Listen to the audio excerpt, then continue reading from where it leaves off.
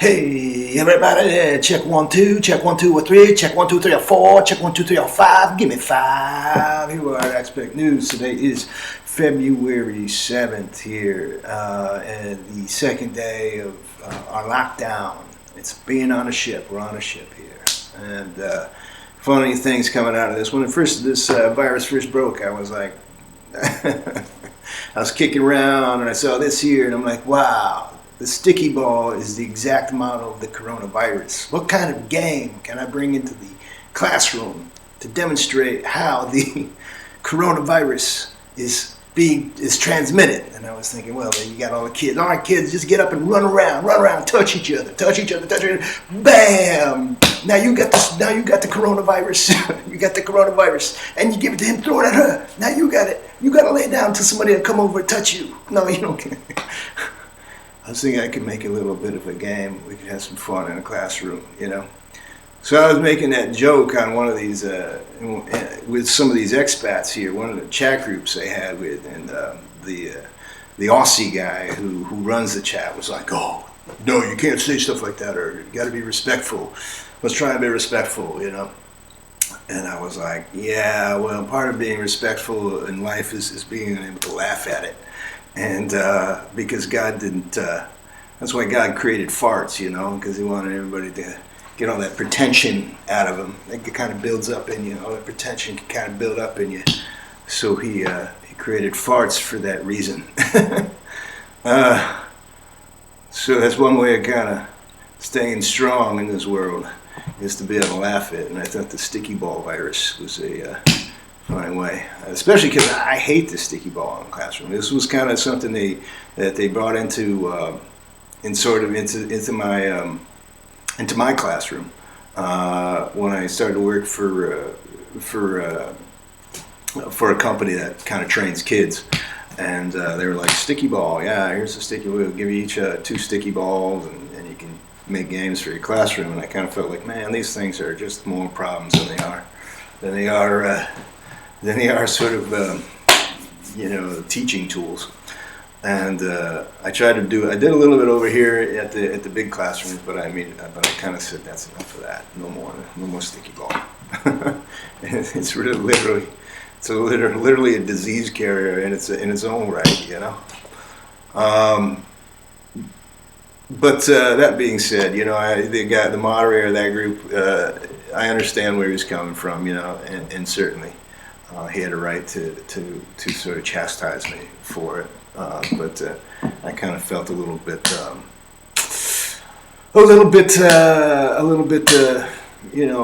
off-put by people doing that. So I got myself out of that chat group. It's good to have a sense of humor. Anyway, speaking of sense of humor, there's this fellow here, JP, Awake with JP. He did a video about the coronavirus. It's pretty hilarious. It's pretty hilarious. I would suggest everybody take a look at it if you get a chance. Here I am in my this is my quarantine gear. I have my sleeping cap on here, like Ebenezer Scrooge. I have my Long March vest on. This is awesome because they're really cheap, you know. They actually, you can get these really cheap, as opposed, because they're not considered fashionable, but it's so warm, and I can't wear it around the house. Other things, let's take a look at what's going on here. Like I said, it's the second day lockdown. It's pretty much like being on a ship at this point. You're just kind of sailing, except for it's my own little dinghy, I guess you'd say, since I'm all alone in this apartment. You get your notices every day. You get on your phone. They're always sending out notices concerning traffic regulations, where to go for medical procedures, what sort of government services are available. You're always getting sort of updated on that. I want to take a look through the news. Once again, another website where the YouTube channel, if you're really kind of into the clinical side of it, you want to know kind of really what's going on with this virus. MedCram, he's doing a great. I really like what MedCram is doing concerning this virus. He's explaining how it works. on your body and where the receptors are, and it's really been sort of informative and very instructive. Some interesting news. Let's get over here to the news. Let's go to the news. It's really a tragedy that the doctor here, Li Wenliang, has passed away. He really is kind of a hero in this effort, and it's a really, it's really sort of. It's really sort of despicable how his first reporting wasn't sort of taken seriously, but I've come up. I know that attitude. I know the people who are like, "Don't ruin our good time," and how they will, even you could be an expert in anything when some people want to have a good time, and people will pshaw you,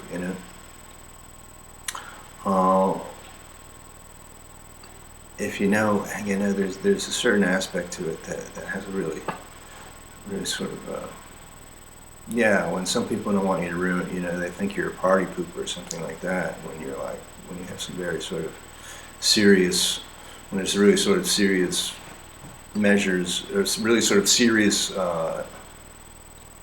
consequence if certain things are not addressed in an immediate sense. So this is tragic. All I can say is thank you, Wenliang, for what you have done, and the people you were able to save, and actually for putting out that warning that something like this was imminent. That being said, other news. I saw, one thing you can do to kind of help in this, if you're not a part of it, is to invest in companies like Gilead and 3M. I think Medtronic, people who make these drugs. One thing you can do. I know a lot of people are like, "Oh, they're rich and investing and all that," but just by giving to those companies. They're the ones who are creating these drugs. They're the ones who are creating these vaccines. They're the ones doing the research, so and they can help you too, It's kind of a mutually beneficial relationship to do that. So I encourage people to continue to sort of, invest in those kinds of companies. It doesn't necessarily have to be taken as a cynical thing that you're taking advantage, because they are trying to help people with their products, and I know they get a bad rap for being wealthy, for being successful, and doing that. There has been a concern here, and this certainly does sort of translate into the trade war, is that the Chinese want to actually, remdesivir is actually a Gilead drug. The company Gilead, an American company called Gilead. It's their drug. They have the patent for it, and it's proving effective in treating patients here, in treating patients with the coronavirus. And I read an article. I'm not sure. Let me see if it's in here, about Chinese. They want to take the. They want to have the patent for that. They want to patent that drug in their country as a measure of national security, and that's one of these issues of the trade war arising, where technically that the people who created it wouldn't be their product in China, and it should remain as their sort of product in China. Now, in terms of, I would suspect that Gilead would be all about sharing their product and helping and using it as patients in China, but for them to have to transfer the patent to it is just not fair. It's just it's a political measure that is really crass and cynical. You're really kind of making this a difficult.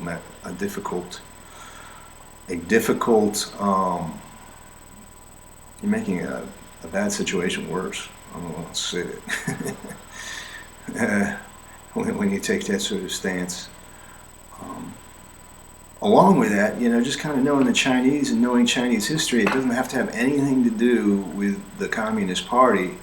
But if you understand kind of collectivism, my fear is that there's a certain mechanism in a collective society that sort of justifies kinds of events like this. I mean, certainly in order to sustain itself, and that's why I'm a little bit concerned, I guess even on a sociological level, or that perception to me is very sort of troubling. It's just kind of how they deal with it, how they deal with certain imbalances in their collective. The thing is, China's society, that's like all they know. That was their survival mechanism. They just kind of built around that, and it's still, I don't know, it's just what they do and how they deal with certain imbalances, or the issue of sustainability of their population, because they're, if you look at their as a collective society, that's kind of how it sort of grows, and it contracts, it retracts, it grows and it retracts. There's a certain mechanism in there that is it's something to be, I think, aware of, or to perceive, at least have a perspective on, or consideration for. I don't know exactly how to put it. Is there anything else I want to talk about here? The map here. Let me take a look at the map here. So here's the John Hopkins map, and if you look at this map here, I'm down here at Chuanzhou. Can you see my cursor? No, you can't see the cursor. I'm down here at Chuanzhou. If you look in, I'll zoom in and on it. This is Chuanzhou here. I can't find it right now.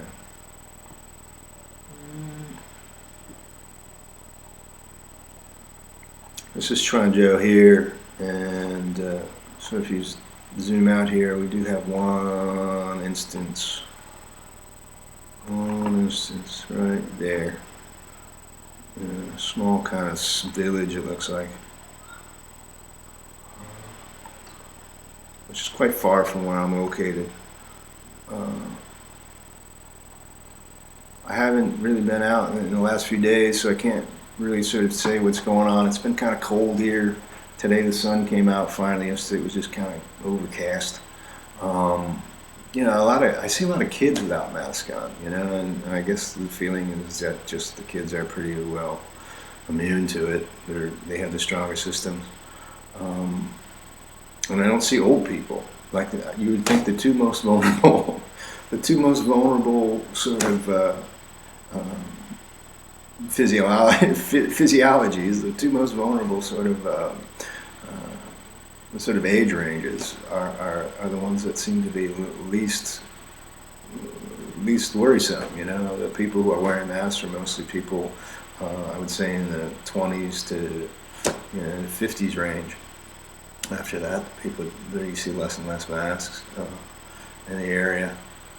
I'm not really sure if it is actually sort of beyond suggestion here. I don't know if it's mandated to the extent that it is in Wuhan and Hubei, and I would say that's understandable if it was not. Because we are rather far from the epicenter. As far as the spread of the disease, yeah, I mean, that's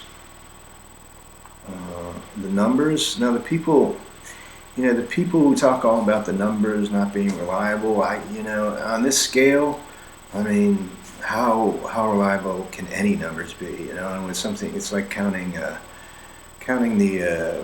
flames in a fire. To a great degree, counting snowflakes in a snowstorm. It's really kind of on that level. So people saying they're hiding numbers and this and that, and there's so many variables that you're trying to sort of address and getting data out of this kind of you're trying, like I said, you're counting snowflakes in a snowstorm. You're counting flames in a fire. It's just really, it's just really sort of immeasurable, you know. So I don't know. Anyway, I think that's going to be all for today's news, expat news. I want to thank you for watching. If you would, click like and subscribe, and we will staying alive, and we're going to ease on out of here. Take it easy. Oh, no, there's one more thing I need to discuss. Boom. Jia Yo threw some shade. I don't know if he did throw shade or who he was talking about, but he was mentioning that, you know, he knew some teachers over here in China and how, you know, that sort of butts up against the economy and, you know, like teachers worried about being paid and all that. And certainly that's something that I'm concerned about myself, you know. But I have been, you know, forthright with my employer, and I've discussed with them, hey, maybe it's best for us just to avoid this contract, and you know, because we don't know how this situation will worsen, and I don't want to be here a burden upon you and your resources as basically a retainer. If school doesn't commence, and I'm just kind of sitting in my apartment, you're paying me basically on the terms of a retainer. And, you know, I don't want to be that burden to you. I don't want to be that burden to the community either. So I put forward that I was willing to void the contract and leave, you know. But they've been insistent on me staying for the most part. And I don't know what I can do beyond that other than something irrational, you know. And I don't want to kind of be pushed into irrationality either.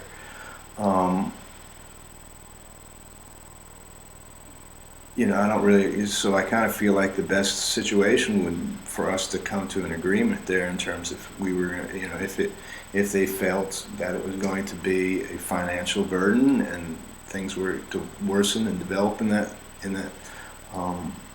if the situation should worsen and the developments come that, you know, that those resources are needed for the community, then I certainly am willing to sort of void the contract. The only concern then is, will I be able to leave, you know, to a great degree. So it's something that it's not like I haven't, you know, put forward, I haven't taken that into consideration and haven't been addressing it. You know, I don't think anybody's being. I would hope that the other teachers are also taking the same measures. I'm almost certain most clauses in their contracts have that same sort of clause where it says, you know, events that are unenforceable or beyond the scope of our contract, sort of voided out. But like I said, I discussed these concerns, and you know, they want to continue with the agreement. So I can only say that I'm going to have to, you know, if that's the situation, then I'm going to have to contend that we respect those agreements. If there is a breach, then of course either one of us can suspend that agreement or dissolve that agreement. But we want to continue forwards with the agreement without any breaches at this point. So I don't know what to say concerning that, other than here I am. You know, I intend to honor my agreement. That's all. I guess we'll ease out on there with that last sort of discussion. Talk to you later.